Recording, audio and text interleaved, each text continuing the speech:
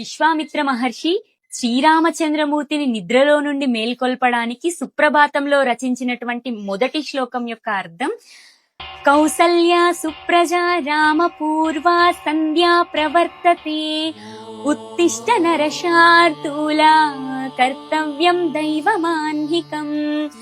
కౌసల్య తనయుడైనటువంటి సుప్రజ, కౌసల్య యొక్క ఉత్తమ సంతానమైన శ్రీరామ పూర్వా సంధ్యా ప్రవర్తతే, సంధ్యకాలము వస్తుందయ్యా, సంధ్య రావస్తుందయ్యా, నిద్రలెగవయ్యా. సుప్రజ అంటే సాధారణంగా మనందరం ప్రజ అంటే ప్రజలు, జనాలు అనే అర్థం వాడుతూ ఉంటాం గాని శాస్త్రాల్లో గాని పురాణాల్లో గాని మన ఇతిహాసాల్లో గాని ప్రజ అనేటువంటి అర్థాన్ని పుత్ర, తనయ, కుమార అనేటువంటి అర్థంలో వాడతాం.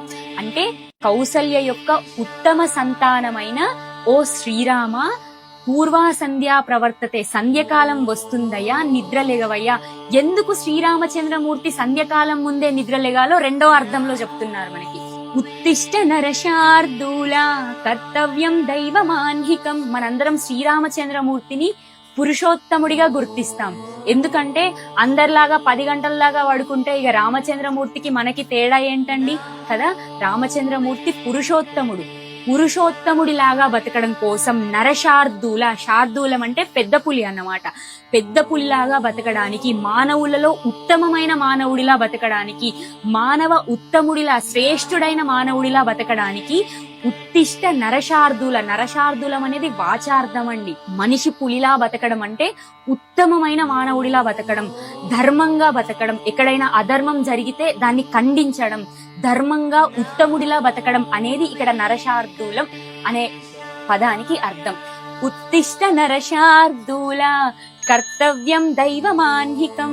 కౌసల్య యొక్క తనయుడైన ఓ శ్రీరామచంద్రమూర్తి, సూర్యకాలం వస్తుందయా, నీవు మానవోత్తముడిలాగా బతకడం కోసం, ఉత్తముడమైన మానవుడిలాగా బతకడం కోసం నిద్రలేగవయ్యా. ఉత్తిష్ట నరశార్దూల కర్తవ్యం దైవమాన్హికం.